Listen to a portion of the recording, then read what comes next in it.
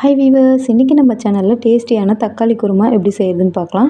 ஒரு மிக்ஸி ஜாரில் 3 table spoon தேங்காய் துருவல், ஒரு 6 முழு முந்திரி சேர்த்துக்கோங்க.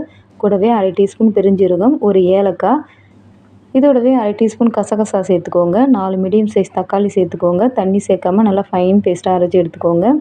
ஸ்டவ் ஆன் பண்ணி குக்கரை சூடு பண்ணிவிட்டு 3 டேபிள் ஸ்பூன் எண்ணெய், ஒரு பட்டை, 2 கிராம்பு சேர்த்துக்கோங்க. அரை கப் சின்ன வெங்காயம் சேர்த்துட்டு இது நல்லா வதங்கின பிறகு 1 டீஸ்பூன் இஞ்சி பூண்டு விழுது சேர்த்துட்டு, இஞ்சி பூண்டோட பச்சை வாசனை போன பிறகு அரைச்சி வச்சுருக்க தக்காளி விழுது சேர்த்துட்டு, அரை டீஸ்பூன் சில்லி பவுடர், 2 டீஸ்பூன் மல்லித்தூள், அரை டீஸ்பூன் கரம் மசாலா, 1/4 டீஸ்பூன் மஞ்சள் தூள் சேர்த்துட்டு நல்லா கலந்துக்கோங்க. கொஞ்சமாக தண்ணி சேர்த்துட்டு மசாலாவோட பச்சை வாசனை போகிற அளவுக்கு நல்லா கொதிச்சு வந்த பிறகு கிரேவிக்கு தேவையான அளவு உப்பு சேர்த்துட்டு 1 கப் தண்ணி சேர்த்து நல்லா கலந்துக்கோங்க.